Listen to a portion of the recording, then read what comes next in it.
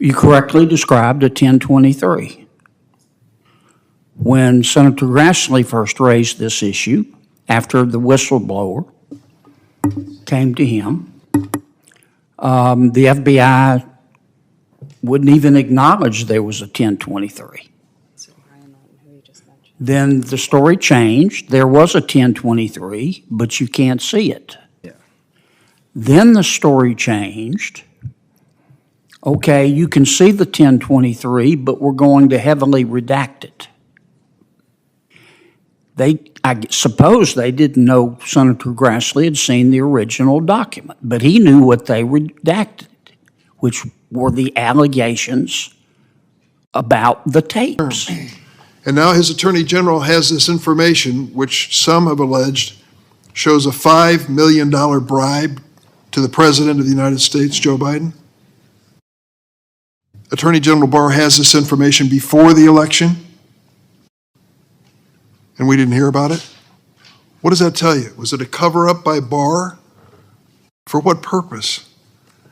This has now become a sinister conspiracy, but I think the timeline argues that it isn't. During the tense back and forth, Senator Kennedy confronted Senator Durbin, who chairs the committee, about the FBI's handling of a controversial document, a so-called FD 1023. If you're wondering what that is, it's an FBI form used to record information from whistleblowers. Here's where things heat up. Kennedy argued that Senator Chuck Grassley, who's been championing this whistleblower's claims, had already seen the original unredacted document. And get this, Grassley alleged the document references recordings of conversations between a foreign national and members of the Biden family. These are tapes that supposedly detail a $5 million bribe. And I don't know in this instance, now that the question has been raised, why FBI Director Wray and our Attorney General can't answer Senator Graham's and Senator Grassley's question and put this to rest. Senator, I'm just thinking about the timeline. This form, FD 1023, one specific one we're talking about here, came up during the Trump administration. The FBI received this information during the Trump administration. And for whatever it was worth, it was communicated to President Trump's Attorney General, Bill Barr, as well as the FBI. They were in on the conversation as well. Think about the timeline of when it occurred. What was happening in America during that timeline? We were just about to vote on the re-election of President Trump and whether the American people would have him for another term. And now his Attorney General has this information, which some have alleged shows a $5 million bribe to the President of the United States, Joe Biden.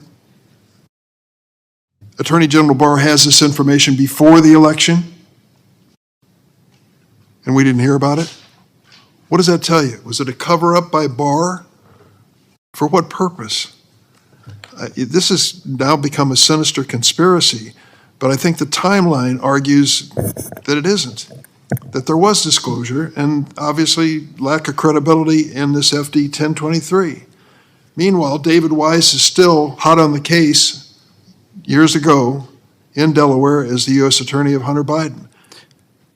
He supposedly, from what I'm told here, was given the same information. Nothing happened. Maybe that means it's not credible. Maybe that means that these reasonable Republican leaders under President Trump decided it was not credible to pursue it. But now it's back again, coincidentally with a week when the former president's appearing before a judge in Florida. It just happens to surface again.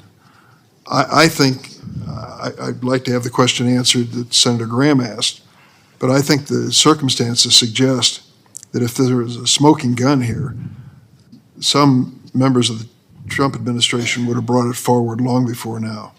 Mr. Chairman, there's a lot of wisdom in your words. But once again, you have to consider this in context. You correctly described a 1023. When Senator Grassley first raised this issue, after the whistleblower came to him, The FBI wouldn't even acknowledge there was a 1023. Then the story changed. There was a 1023, but you can't see it. Yeah. Then the story changed. Okay, you can see the 1023, but we're going to heavily redact it. I suppose they didn't know Senator Grassley had seen the original document, but he knew what they redacted, which were the allegations about the tapes. Consider the context. I'm not going to go back through what I just said, but the American people are looking at all of this, and they just want an answer. I agree with you. We don't need a conspiracy. Let's end the conspiracy. But for the life of me, I can't understand why our Attorney General and our FBI Director can't come in front of the Judiciary Committee, in front of God and country, and answer Chuck and Lindsay's question. And if they say, we're investigating this, then we back off. If they say there was nothing to it, perhaps we should ask, okay, can you explain why? What's unreasonable about that, given our history over the past 5 years? Senator, if I might say, Sure. this may be a headline on the Daily Conehead, but I have good Sorry, news. I didn't hear you. This may be a headline for the Daily Conehead. Yeah, you like that, Daily I like Conehead? that very much. This year, as in every year that I've chaired the committee, we will have an oversight hearing in the fall with the FBI.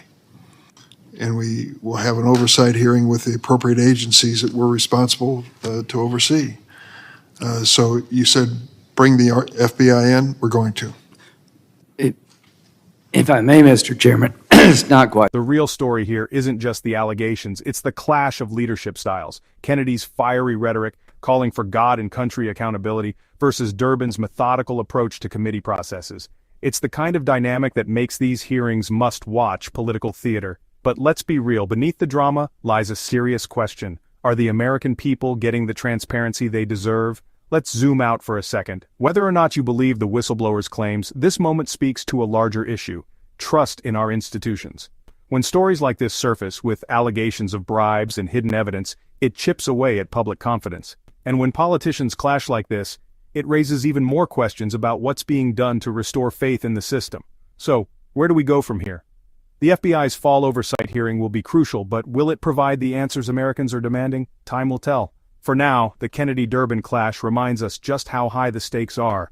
What do you think? Is this just political posturing, or is there a deeper truth waiting to be uncovered? Let's talk about it in the comments below.